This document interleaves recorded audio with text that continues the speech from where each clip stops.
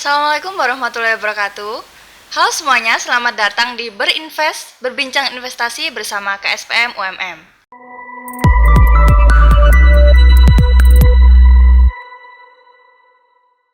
Pada kesempatan kali ini, kita akan berbincang dengan Pak Venus Kusumawardana SEMM. Buat yang belum tahu nih, siapa itu Pak Venus? Langsung aja yuk kita kenalan. Selamat datang Pak Venus. Gimana kabarnya Pak? Alhamdulillah baik. Anda gimana? Alhamdulillah sehat Pak. Amin. Alhamdulillah. Nah, bagi sobat berinvest yang belum tahu nih, Pak Venus merupakan salah satu praktisi pasar modal terkemuka di Malang. Beliau juga diberikan kepercayaan untuk mengelola GIBEI atau Galeri Investasi Bursa Efek Indonesia Universitas Muhammadiyah Malang. Serta beliau juga membentuk dan membina KSPM atau Kelompok Studi Pasar Modal Universitas Muhammadiyah Malang nih. Nah, sekarang kita akan coba mengulik bagaimana sih cerita perjalanan dan kiprah Pak Venus dalam dunia pasar modal. Oke, langsung aja yuk Pak. Mungkin sobat berinvest udah pada nggak sabar nih dengar cerita dari Pak Venus. Untuk yang pertama mungkin kita flashback dulu ya Pak. Gimana sih ceritanya waktu Bapak pertama kali terjun di dunia pasar modal?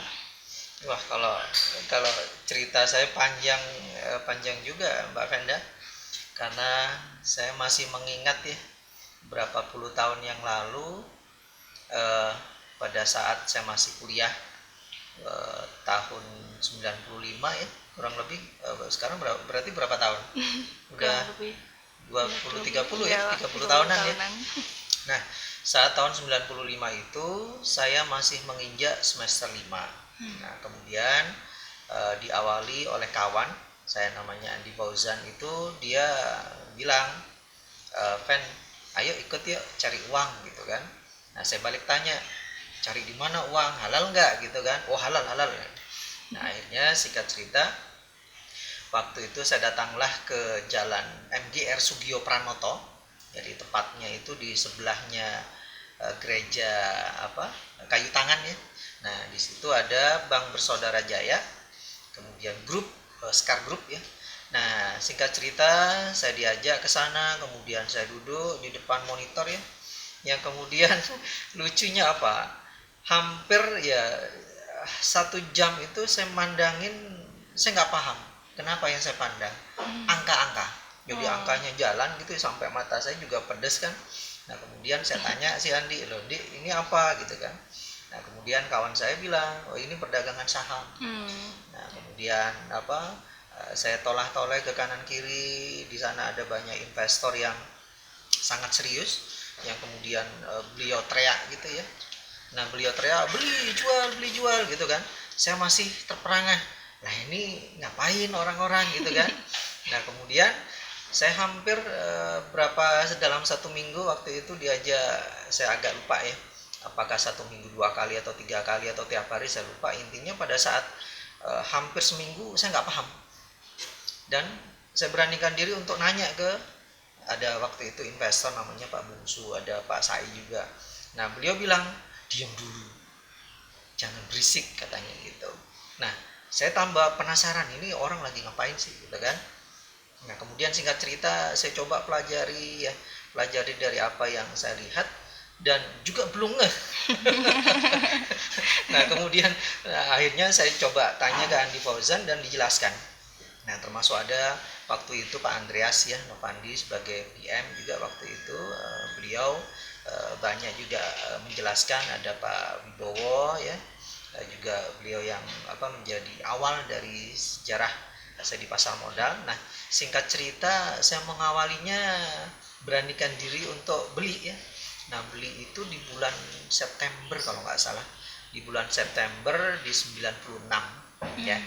Nah, saya masih ingat benar, saya masih semester 6 waktu itu. Nah, kemudian singkat cerita saya beli saham yang kemudian untung. Wah, senang sekali kan. Iya, Pak. Nah, senang sekali. Nah, akhirnya saya juga dikenalkan sama mereka, jangan hanya saham yang itu, ini loh ada saham ya, ada saham yang cepat naiknya banyak gitu kan. Nah, kemudian saya juga nggak mikir panjang ya, waktu itu saya belilah namanya saham MGRI. Nah, saham Hansen Industri, perusahaannya Beni Cokro ya. Nah, kemudian harganya sih waktu itu 2.300 ya. Nah, kemudian ada sejarah yang yang membuat saya shock, tapi itu yang awal saya belajar. Pada saat setelah beli, kemudian 1 jam kemudian dari 2.300 turun Jadi jadi berapa? 1.300. Oh, Padahal saya belum bayar. iya, iya. Bayarnya kan waktu itu 3 hari kemudian. Nah, singkat cerita, waduh, saya kan uang yang waktu masih mahasiswa carinya susah gitu Iya, kan iya ya. benar, Pak. Nah, kebetulan dari dulu saya memang suka untuk usaha. Jadi bikin souvenir, kemudian ada inilah ya, ada usaha.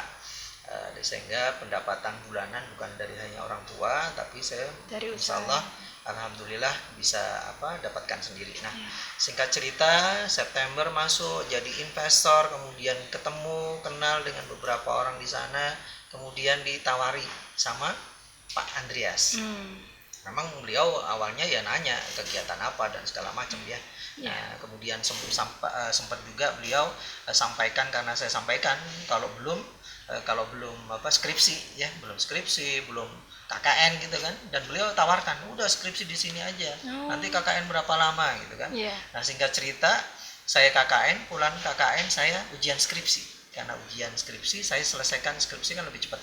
Nah, singkat cerita Desember 2006 ya, 2006 saya sudah apply ya, dan di sana disampaikan dan diterima oleh Pak Andreas dan manajemen, dan itu menjadi awal dari sejarah saya. Dan awalnya juga saya masih di bagian ini, Mbak Evanda, masih di bagian yang bantu ya, jadi bantuin antara investor ke dealing gitu kan. Jadi kalau waktu transaksi waktu itu kan masih ditulis tangan, manual, Pak ya? masih manual. Jadi katakan Pak Bungsu dia tanda tangan beli misalkan beli Telkom, TLKM harga berapa sekian lot ya, karena dulu kan satu lotnya 500 lembar ya. Nah, kemudian saya yang lari ngasihkannya ke ini, ngasihkan ke dealing. Dealing yang nelpon ke Jakarta. Nah, itu dari tahun 96. Kemudian ya berlanjut, saya mampu untuk punya nasabah sendiri ya waktu itu ya. Nah, kemudian jadilah saya marketing, kemudian dengan beberapa pengalaman ya banyak ya dulu, termasuk pemilik perusahaan kacang bayi ya, Purwosari Trisakti Purwosari Makmur, almarhum Bapak Bambang Sukiarjo namanya, orangnya luar biasa ya, smart ya, kemudian baik ya. Beliau juga yang banyak memberikan pelajaran untuk saya, karena beliau juga salah satu investor besar saya. Nah, singkat cerita, karena kondisinya di tahun berikutnya, tahun 97, terus sampai bulan waktu itu ya, hingga krisis. Jadi kurang lebih bulan Mei Juni ya, kurang lebih pada saat Pak Harto digugat, bukan digugat, di demo lah ya, demo untuk turun. Nah, kemudian hingga yang perusahaan kami ini tutup ya. Kenapa tutup? Karena pada saat dulu memang beberapa hal yang bagi bagi perusahaan efek sangat rentan. Rentannya itu dari sisi keamanan ya, keamanan kami di perusahaan efek. Kenapa? Karena pada saat itu orang beli bisa jadi dia nggak bayar gitu kan, dan mereka miliaran gitu kan. Nah, singkat cerita, karena kami adalah pialang, broker, makelar gitu kan. Nah, kalau misalkan katakan yang beli itu dia nggak bayar, nah makelarnya ini kan yang nanggung gitu kan. Nah, sehingga singkat cerita kemudian PT Layang Mega ini almarhum ya tutup, dan di bulan Agustus saya masih ingat benar, di bulan Agustus 97 saya PHK, tanda tangan PHK, dan sekaligus tanda tangan approval untuk kantor yang baru, pindah ke Surabaya. Tidak jeda ya, jadi hari itu tanda tangan PHK, dapat pesangon berikutnya ya, bukan hari itu yang dapat pesangonnya, tanda tangan PHK, hari itu juga tanda tangan apply untuk yang kantor baru. Nah, namanya Usaha Bersama Sekuritas. Jadi saya harus hijrah ke Surabaya, kemudian kantor kami itu di lantai 4 ya, di gedung Bursa Efek Surabaya waktu itu. Jadi setiap hari pulangnya mampir ke Delta Plaza gitu. Kemudian kos saya dulu di di Embong Tanjung, kemudian pindah ke Keputran. Nah, di sana juga banyak ya, banyak pengalaman, kemudian banyak relasi, dan termasuk relasi juga yang saya boyong dari Malang ya. Tetap Pak Bambang Sukiarjo, kemudian ada yang lain ya, Pak Irawan Teja dan segala macam. Nah, di tahun 98 awal kami pindah ke Malang. Jadi ada beberapa orang tim untuk buka di Malang ya, dan UBS juga cabangnya cabang Malang. Oh, Ya. iya. Jadi tepatnya itu di jalan di Kayu Tangan ya. Nah, di Kayu Tangan itu ada ruko. Jadi masuk ke dalam ada lorong gitu ya, bukan lorong ada kayak ruko tapi di atasnya ada bangunan juga ya. Iya. Kami di belakangnya. Oh. Nah, itu dari tahun 98 ya. Kemudian pindah jadi kantor dari Kayu Tangan, pindah ke Adi Irma Suryani, tepatnya di seberangnya BTN ya, di pojokan itu. Nah, kurang lebih dari tahun 98 hingga 2003 kalau nggak salah ya, 2003. Karena waktu itu juga terjadi krisis juga ya kalau nggak salah, cuma saya lupa krisis apa. Yang jelas ada beberapa perusahaan efek juga mengalami hal yang serupa dengan yang tahun 97 ya, sehingga perusahaan kami pun tutup.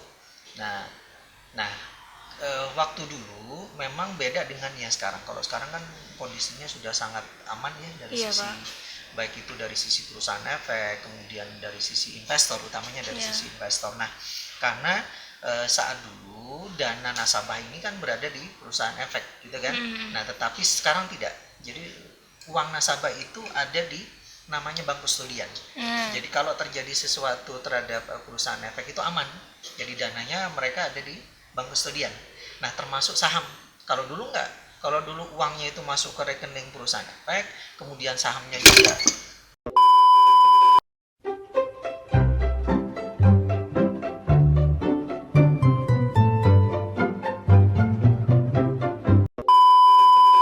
Ya, kalau kemudian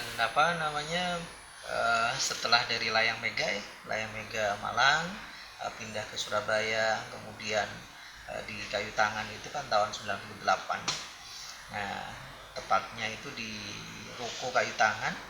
Nah, kami di sana beberapa lama, tidak lama sih. Akhirnya pindah ke Adi Irma Suryani.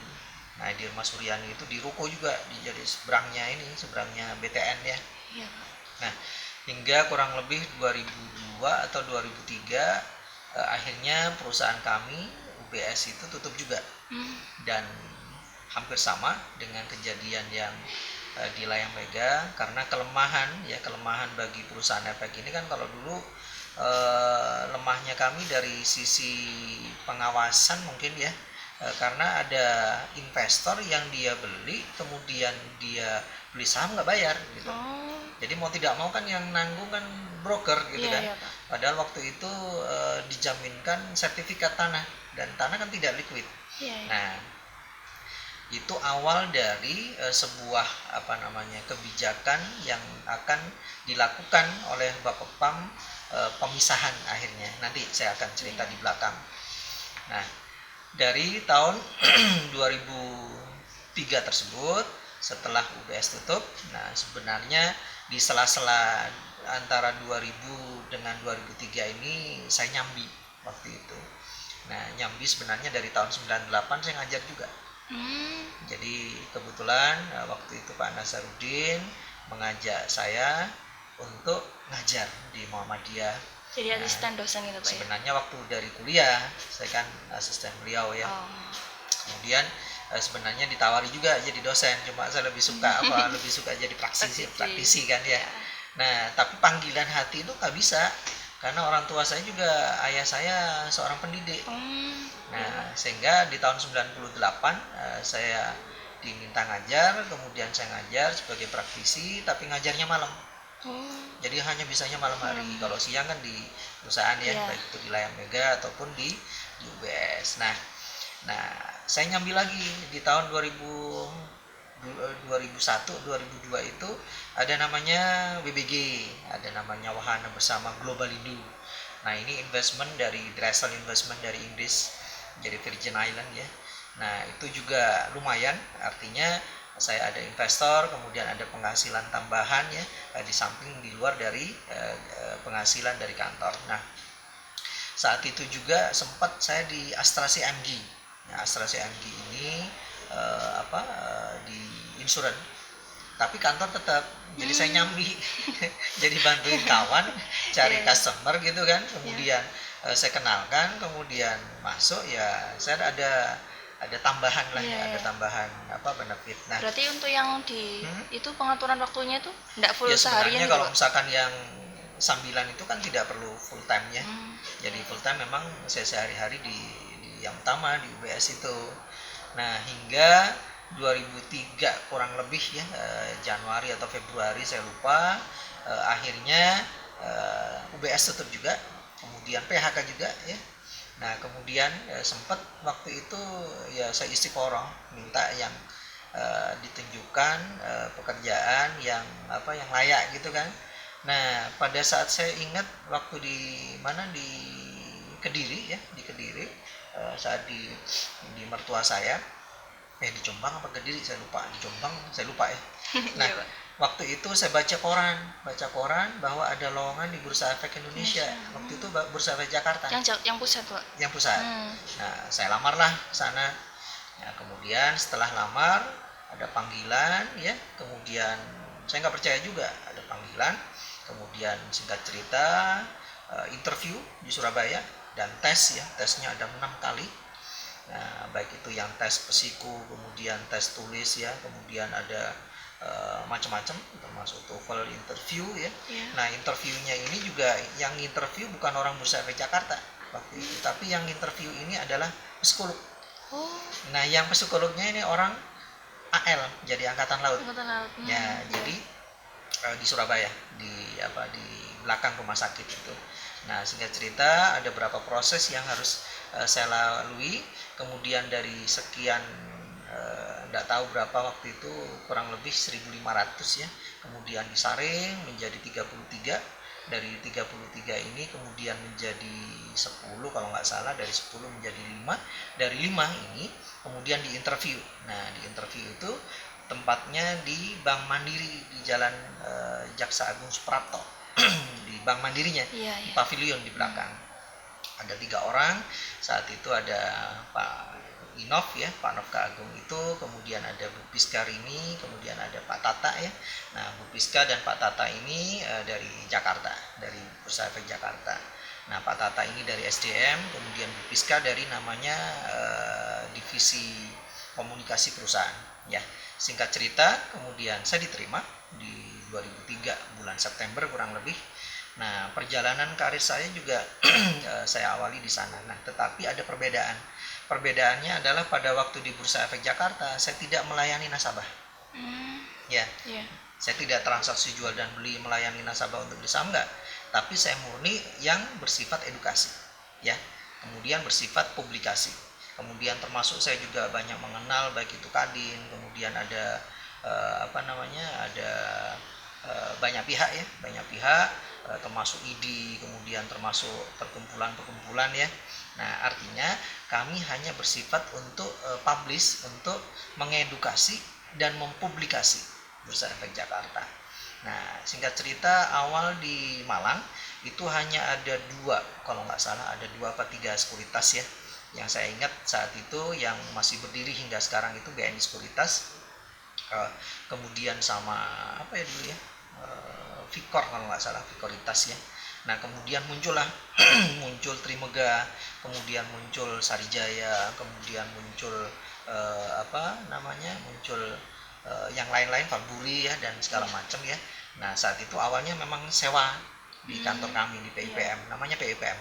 Jadi kebetulan saya di Bursa Efek Jakarta, tapi penempatannya di Malang. Nah, namanya PIPM, jadi Pusat Informasi Pasar Modal. Nah, tugasnya sama, jadi mengedukasi termasuk ke perguruan tinggi. Nah, itulah awal dari sejarah berdirinya baik itu yang sekuritas di Malang hingga sekarang kurang lebih ada sekitar 14 ya, ada 14-an. Dan untuk yang galeri investasi, nah yang awalnya sebelum PIPM ada itu namanya two in one. Ya, two in one ini hanya kerjasama antara perusahaan efek dengan pihak kampus. Bursa efek dengan pihak kampus ya. Nah, perusahaan efek belum. Nah, kemudian muncul pada saat 2004, pada saat awal saya di PIPM ya, kemudian ada namanya 3 in 1. Nah, ini sejarah berdirinya beberapa galeri ya, namanya dulu Pojok Bursa Efek Jakarta. Memang kadang ada tempatnya di pojok. Makanya kemudian Bursa Efek Indonesia kan sekarang merubah namanya itu menjadi Galeri Investasi Bursa Efek Indonesia.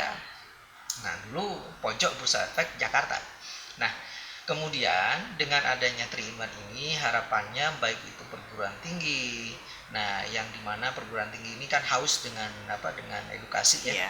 Nah, ada Bursa Efek Jakarta waktu itu yang memberikan banyak edukasi, tetapi harapannya bukan hanya edukasi dalam bentuk teori, tapi ada edukasi dalam bentuk prakteknya. Jadi prakteknya itu di sekuritas gitu loh, di perusahaan efek. Maka muncul yang 3 in 1 tersebut.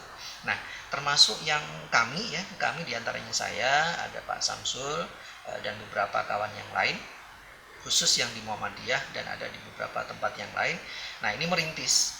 Jadi kebetulan saya dari Bursa Efek Jakarta, kemudian Pak Samsul yang dari Unmu, kemudian dengan beberapa dosen yang lain ada tim.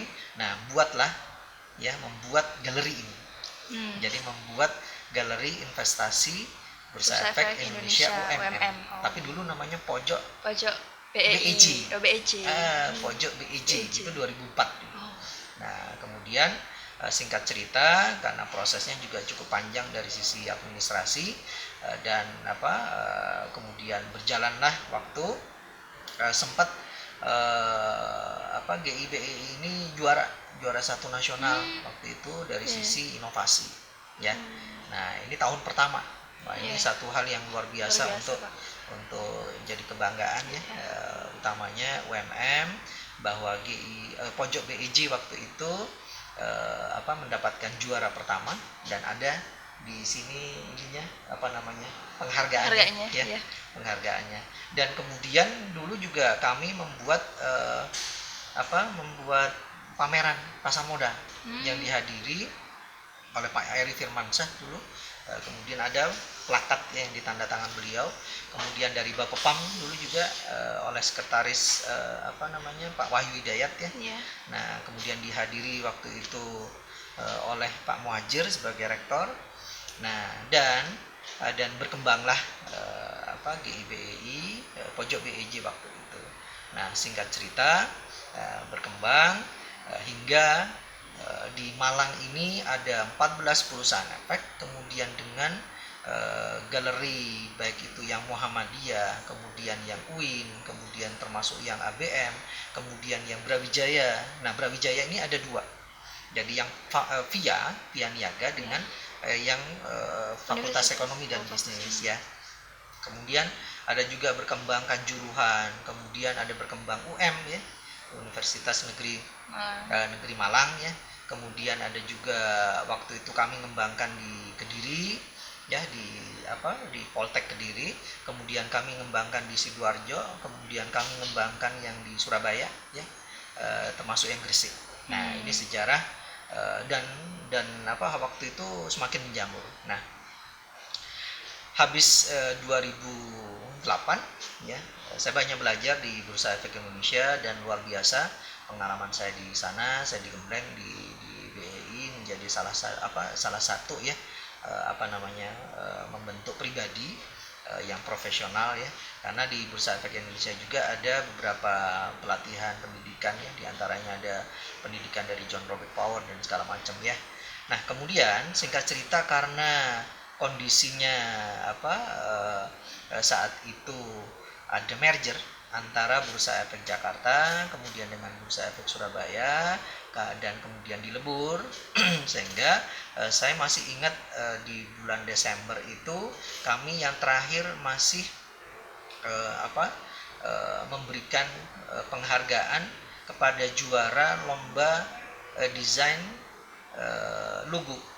Jadi logonya Bursa Efek Bursa Indonesia Efek ya. yang XX yang, itu ya. iya. Nah itu yang pemenang orang Surabaya, Oh. wanita. Dan memang dia masih kuliah di desain grafis. Ya. Dan waktu itu ya lumayan, ada hadiah 150 juta atau berapa gitu. Cewek. Iya, ya. Cewek waktu itu. Bapak. Nah hingga kemudian kami harus memilih untuk tidak bergabung ke Jakarta, dan kami resign ya di bulan Januari 2008. Dan singkat cerita, setelah 2008 bulan Januari, bulan April ada dana reksa ya. Jadi dana reksa menawari untuk membuka tim ya, dan waktu itu kebetulan saya diminta untuk bikin tim, dan bikin tim jadi dari beberapa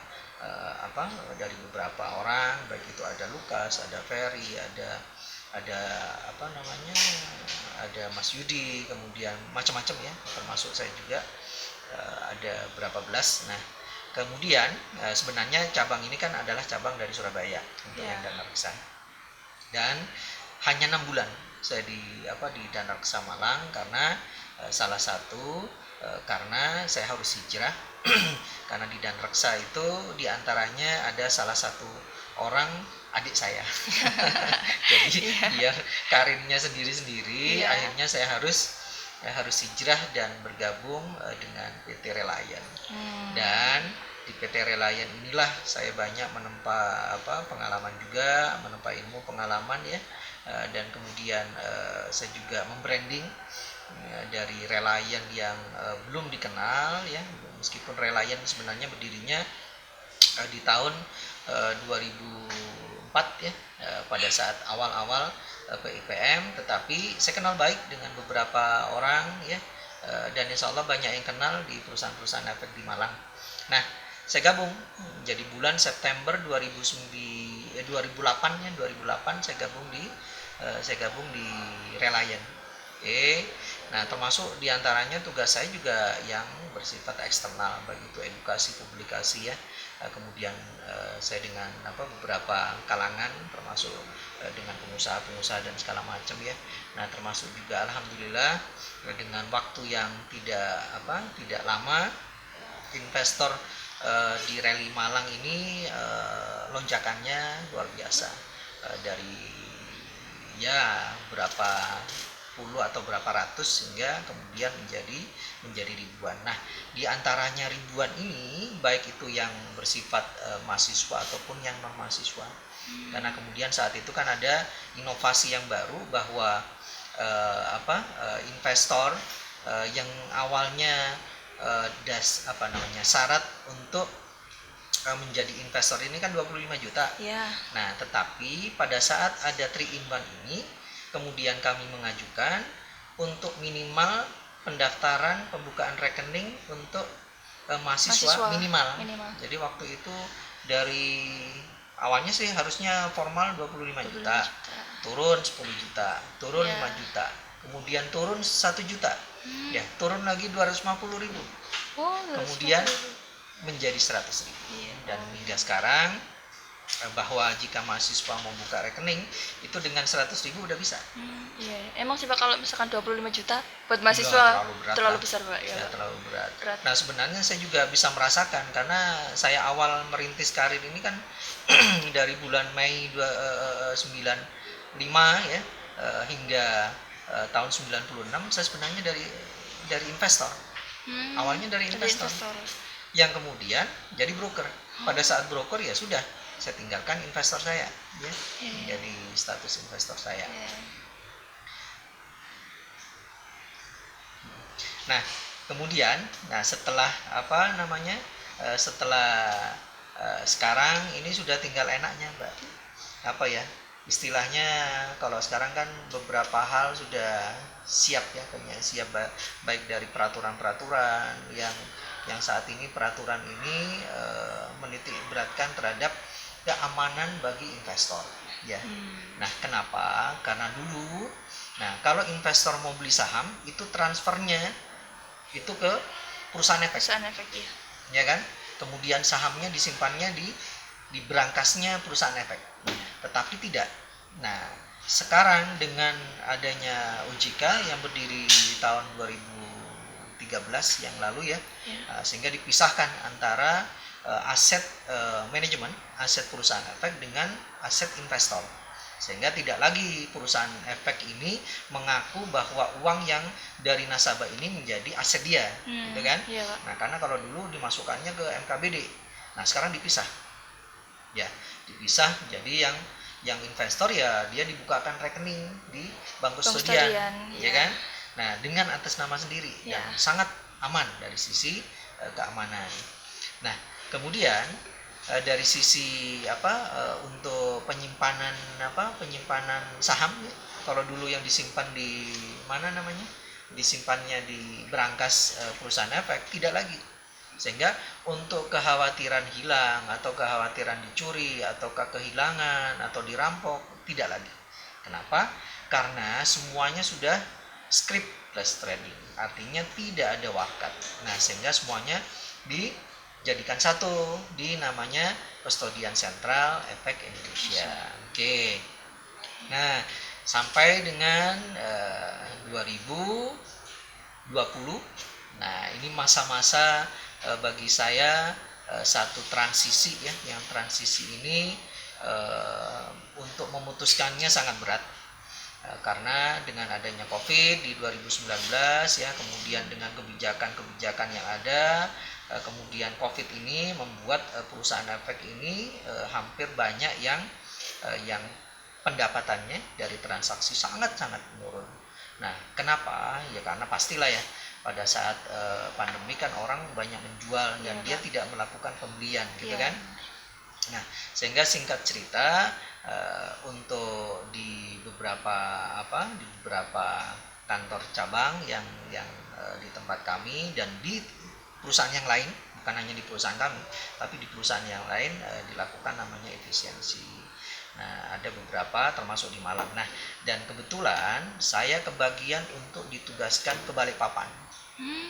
Nah, ini yang waduh kok berat juga ya. Nah, untuk pegang cabang yang di Balikpapan, karena yang BM-nya Balikpapan ini dia resign. Ya, termasuk yang yang dari Surabaya ada yang dipindah, awalnya sih ditawari di Solo, cuma waduh Solo jauh ya, ternyata ada yang lebih jauh di Balikpapan ya. Kemudian saya nolak halus sih ke direktur waktu itu. Nah, kemudian ditawari di Jakarta untuk pegang funding ya, yang head funding. Kemudian awalnya ditawari di head gallery, jadi yang yang mengkoordinatori galeri investasi bursa efek Indonesia, khususnya yang rally itu seluruh Indonesia. Jadi rally ini diantaranya terbanyak untuk galeri yang memiliki galeri, kurang lebih ada sekitar 78 kalau nggak salah ya, 78 galeri. Bisa dibayangkan nggak? Kalau di Malang aja kan ada 4 waktu itu ya, kemudian Gresik, kemudian yang Kediri ya, kemudian ada yang Sidoarjo, kemudian di Surabaya ada Ubaya ya, kemudian ada Yunesa dan segala macam ya. Nah, rally ini paling besar. Nah, saya juga waktu itu istiqoroh nggak nyambung. Nah, singkat cerita, karena saya di rumah kan ada orang tua ya, kakak dari bapak almarhum yang usia beliau sudah 87 tahun, sehingga saya harus lebih bijak untuk memutuskan. Dan singkat cerita, dari hasil istiqoroh saya harus memutuskan dan untuk hijrah penuh ke Muhammadiyah. Jadi dari bulan Mei saya resign dari rally, kemudian bulan bulan Agustus saya prajabatan di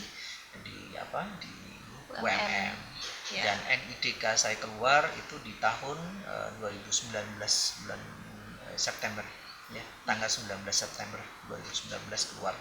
Nah, ini Allah yang semuanya menentukan, Allah semuanya yang mengatur, dan alhamdulillah sekarang sudah hijrah penuh ya. Ini mungkin keputusan saya tidak rasional karena kalau dilihat dari sisi material ya, itu kan sangat-sangat tidak. Tapi alhamdulillah Allah memberikan jalan yang mudah, kemudian insya Allah keberkahan itu lebih berkah insya Allah, dan ketenangan hati juga lebih tenang, sehingga sekarang dari bulan Agustus 2020 saya sudah resmi menjadi pegawai, menjadi dosen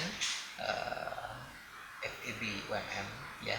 Saya kebetulan di D3 Perbankan, dan kemudian sekarang di D3 Perbankan kan dialihkan ke vokasi ya. Iya, Pak. Nah, sambil saya membantu untuk pengembangan pengembangan galeri investasi. Iya. Dan itu kan memang basically ya. Iya.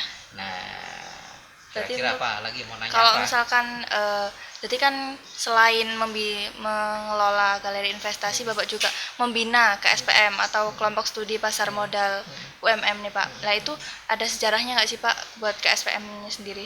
Sebenarnya gini, dulu di 2004 ya, saya dengan Pak Samsul, saya sebut nama ya beliau, karena waktu itu kami kolaborasi untuk juga membentuk namanya KSPM. Dan kami juga membentuk kami ya di PIPM membentuk beberapa KSPM. Nah, 2004 sebenarnya ada untuk KSPM di UMM ini sudah berjalan, makanya jadi juara gitu kan. Nah, kemudian ada beberapa hal sehingga kemudian KSPM-nya ini kemudian tidur ya. Nah, harapan kami sebenarnya satu, regenerasi itu harus tetap dijaga.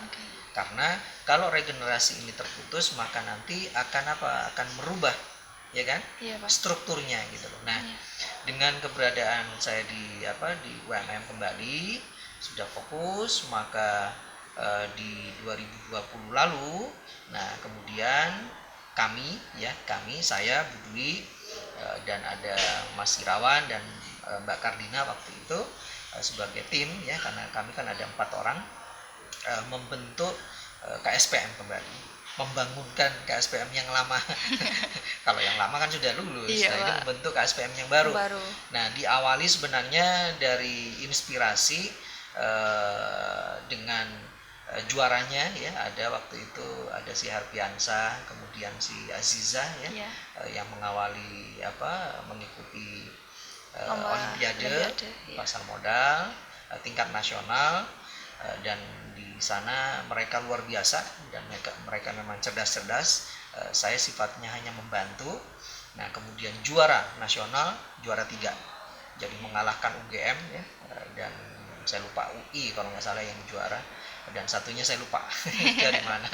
Nah, dari sana, nah kemudian kami terinspirasi untuk membentuk KSPM baru dengan motornya mereka.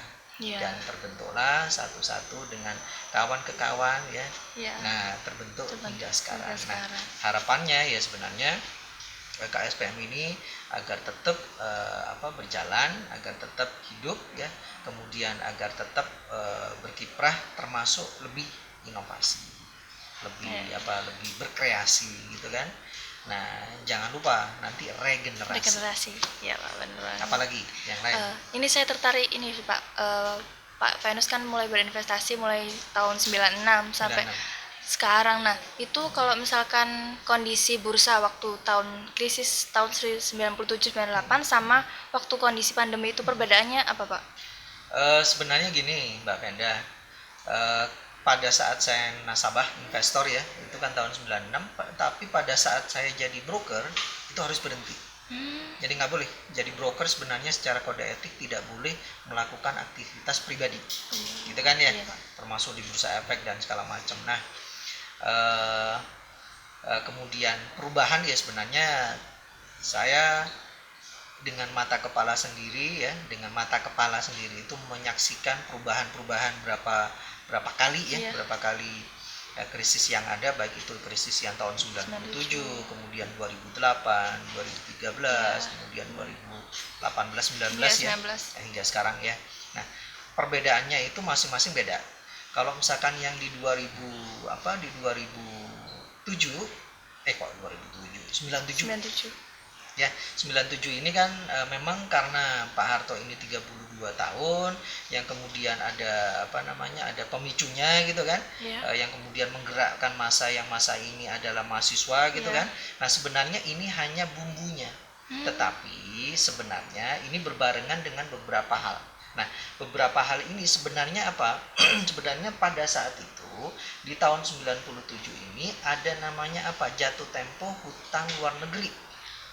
Itu pemicunya. Nah, jatuh tempo hutang luar negeri baik itu yang pemerintah ataupun yang swasta, gitu ya. Iya. Itu jatuh tempo. Nah, pada saat jatuh tempo itu tentunya kan butuh dolar. Iya. Nah, infonya, isunya, rumornya pada saat itu namanya George Soros itu tahu yang kemudian memborong dolar, ya kan? Iya, Pak. Nah, sehingga dolar di pasaran ini sedikit. Apa akibatnya? Akibatnya adalah dolar ini naik, gitu kan? Iya. Karena kebutuhannya tinggi tetapi barangnya tidak banyak, maka dolarnya naik hingga waktu itu hingga hampir 20.000, ya kan? Nah, baik itu perubahan antara dari Presiden Soeharto ke Presiden B.J. Habibie ya waktu itu. Nah, Presiden B.J. Habibie ini juga luar biasa. Kenapa? Dari 20.000, hampir 20.000, beliau mampu untuk menguatkan rupiah hingga kurang lebih 9.000-an. Iya. Kebayang nggak? Iya, Pak. Jadi dari 18-19 ribu itu sampai dengan 9.000. Termasuk yang namanya suku bunga yang sempat 60% ya, itu kemudian turun. Nah, karena pastinya kalau misalkan bunga dinaikkan ini sebenarnya kan bagaimana agar mata uang rupiah ini terserap oleh Bank Indonesia gitu kan. Iya, Pak. Jadi mata uang rupiah di pasaran ini sedikit, harapannya dolarnya ini turun, tapi enggak. Kenapa? Karena sebenarnya hampir sama seperti falsafah, sama seperti menggarami lautan, percuma. Iya. Jadi sekarang masalahnya di mana? Jadi masalahnya adalah bagaimana membenarkan dulu sistem ekonominya. Kalau katakan ekonominya sakit, nggak bisa, karena orang masih butuh dolar. Berapapun dolar dia akan beli, gitu kan? Nah, memang ada penundaan. Jadi ada beberapa inisiatif oleh pemerintah untuk penundaan. Oke, skip tahun 97. Nah, hingga zaman krisis selanjutnya. Zaman siapa tuh? Habis B.J. Habibie, Gus Dur ya. Habis Gus Dur ke Megawati, kemudian SBY. Jadi mulai SBY inilah yang saya melihat ada perkembangan terjadi. Baik itu dilihat dari perekonomiannya mulai tumbuh, kemudian termasuk untuk yang pasar modalnya sendiri ya, baik itu jumlah emitennya yang tumbuh ya, kemudian termasuk waktu itu indeks harga saham gabungan. Jadi pada waktu krisis di mana krisis awal indeksnya 700 yang kemudian turun hingga 300 ya, kemudian harga yang Astra dari harga 5.000 waktu itu turun sampai 250 rupiah. Grupnya perusahaan Cendana itu ya, Bimantara dari harga 5.000 hingga turun 25 dan segala macam. Nah, pada waktu yang SBY ini semuanya naik. Ya, semuanya naik, termasuk indeks harga saham gabungan. Hingga IHSG saat itu bisa mencapai 3.000, kemudian 4.000 ya waktu itu ya. Nah, dan luar biasa, termasuk yang inflasi juga terkontrol. Nah, saat SBY. Tapi setelah kita tahu di 2008 yang lalu ada namanya subprime mortgage. Ya kan? Tahu nggak subprime mortgage? Krisis ekonomi di Amerika. Nah, ini juga sempat membuat pemerintahan kita awalnya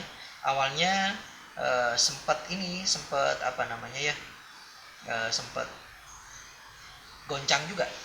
Nah, tetapi karena krisis ekonomi di Amerika ini awalnya memang mempengaruhi nasional atau dunia bahkan waktu itu.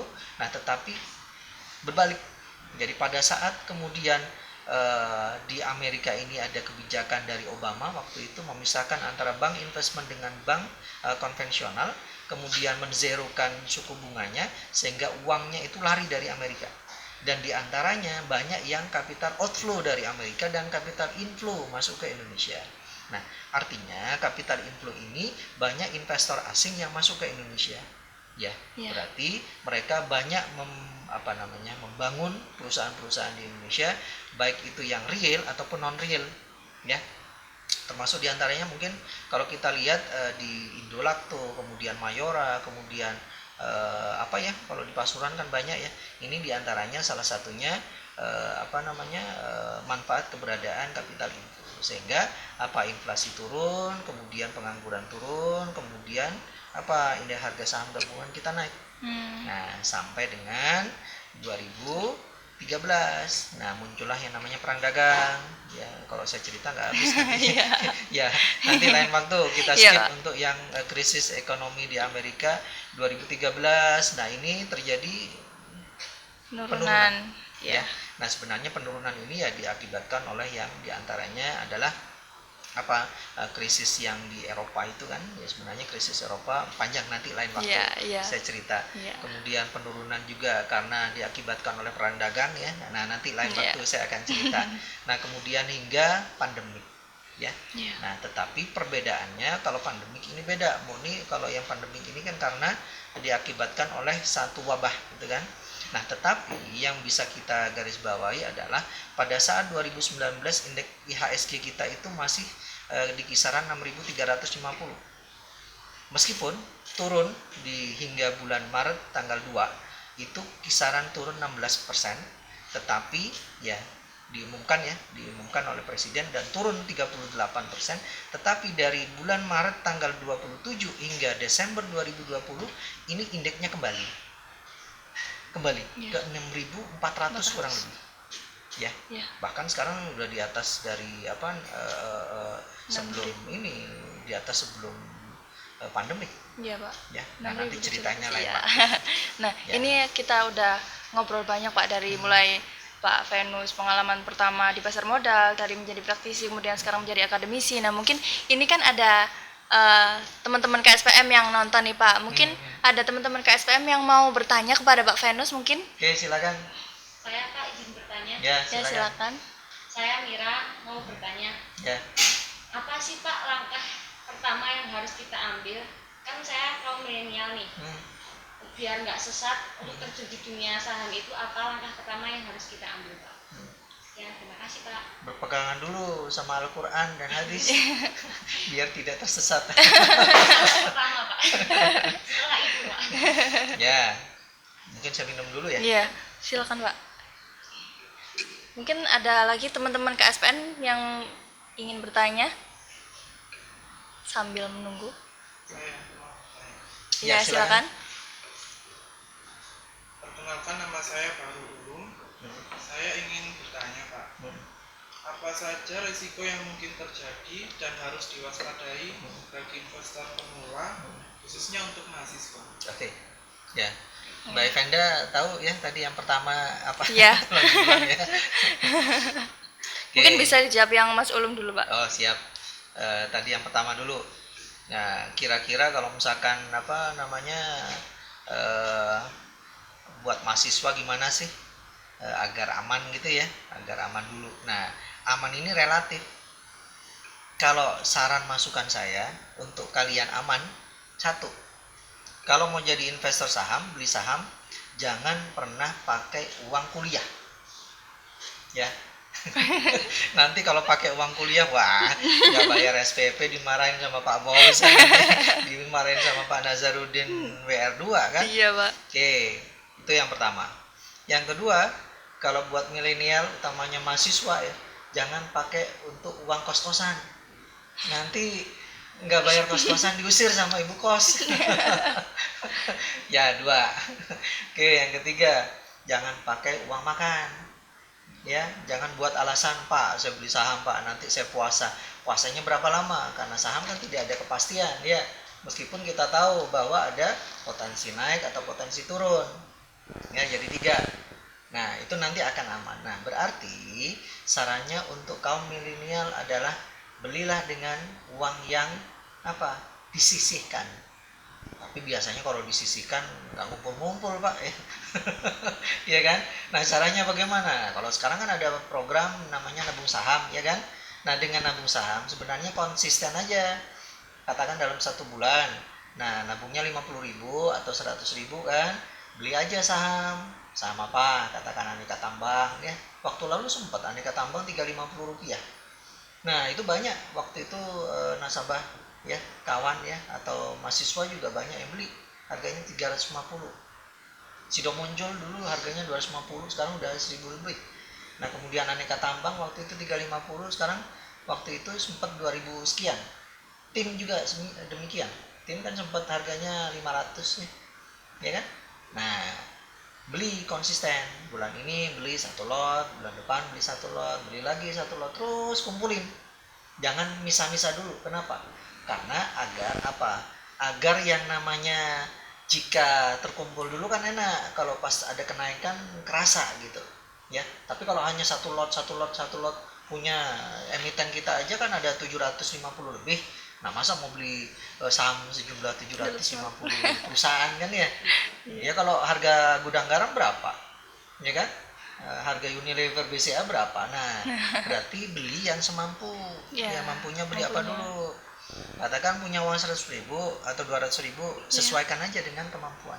Tapi pilihlah saham-saham yang memiliki apa karakteristik, bisa long atau bisa yang growth. Waduh Pak, kapan dapat untungnya? Ya memang namanya investor saham kan kalau mau dapat kenaikan untung yang cepat ya berarti modalnya kan harus besar. Nah sekarang masalahnya kalau mahasiswa kan milenial, uangnya kan belum, ya kan, belum siap kan. Nah kenapa kami konsen dan konsen terhadap mahasiswa. Ngapain sih, kan nggak ada duitnya, sebenarnya nggak ada duitnya. Kenapa? Karena yang kami pikir adalah 5-10 tahun ke depan. Kalian nanti 5 tahun 10 tahun ke depan kan akan menjadi orang gitu. Iya, Pak. Maksudnya bukan orang apa, maksudnya kan kalian udah kerja gitu kan, punya posisi, punya uang gitu kan. Nah itu dengan ilmu yang di di bangku kuliah, nah kalian dapat mendapatkan keuntungan. Termasuk, nah mungkin kalian yang KSPM ya, manfaatnya kan luar biasa. Kenapa? Karena di antara mereka-mereka yang mahasiswa yang lain, nah mungkin mereka tidak paham tentang pasar modal, tapi kalian jauh lebih paham dulu. Minimal pada saat kalian sudah lulus, kemudian kalian melamar pekerjaan, nanti bisa buat bahan ya untuk bahan apa? Bahan di CV gitu loh. Oke ya, itu ya. Nah, terus pertanyaan kedua apa? Pertanyaan keduanya tadi itu resiko yang mungkin terjadi, Pak. Kan buat teman-teman mahasiswa itu. Waduh Pak, ini kan duit saya terbatas Pak. Iya. Kalau misalkan nanti uang saya habis gimana?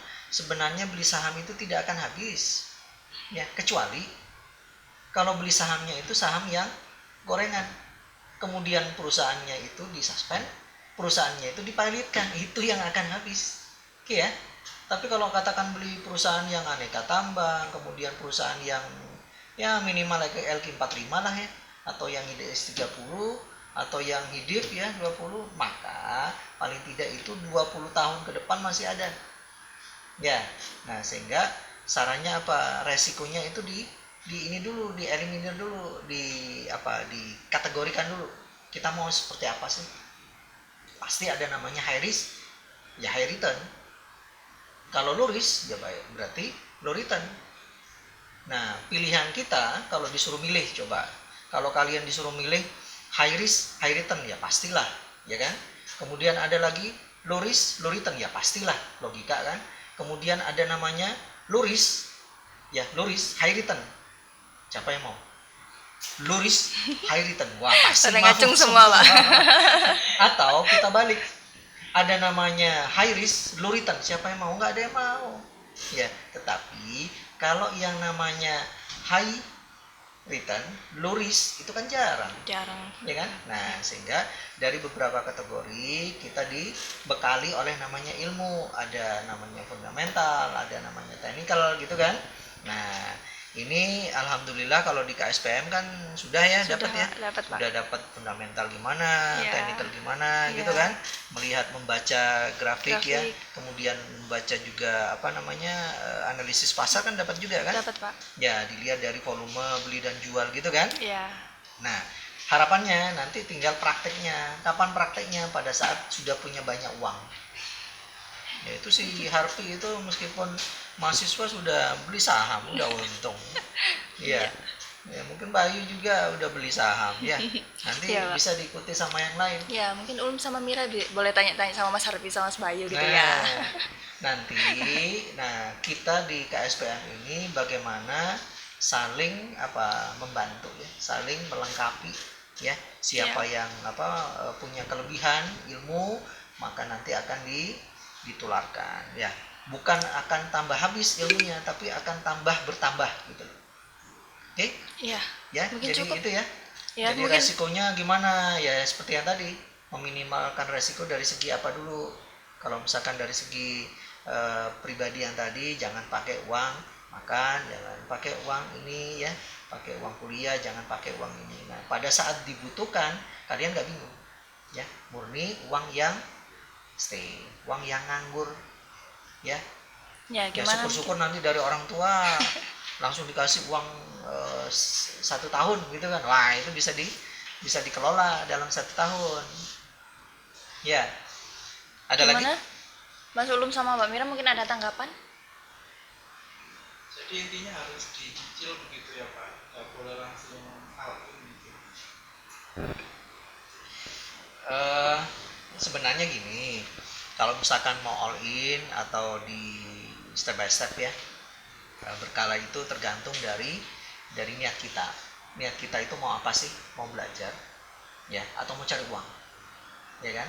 Kalau katakan mau belajar, 100.000 cukup, dan itu hanya untuk buka rekening, ya. Beli saham hanya bisa 1 lot, tapi di situ kan bisa banyak belajar. Nanti kalau misalkan di KSPM, ya mungkin kalau di kelas saya juga saya ajarkan mereka ya, saya simulasikan mereka, saya kasih modal mereka 1 miliar. Coba siapa yang dulu kelas saya 1 miliar, tapi duit bohongan, ya kan? Iya, Pak. Meskipun dengan uang bohongan tersebut kalian mau belajar jadi, kenapa? Karena dianggapnya itu uang beneran. Dengan uang 1 miliar bagaimana cara memportofoliokan gitu, ya kan? Bagaimana resiko, jadi belinya juga hati-hati. Ya. Nah, kira-kira dengan uang terbatasnya mahasiswa bagaimana? Apakah punya uang 1 juta beli langsung? Ya silakan.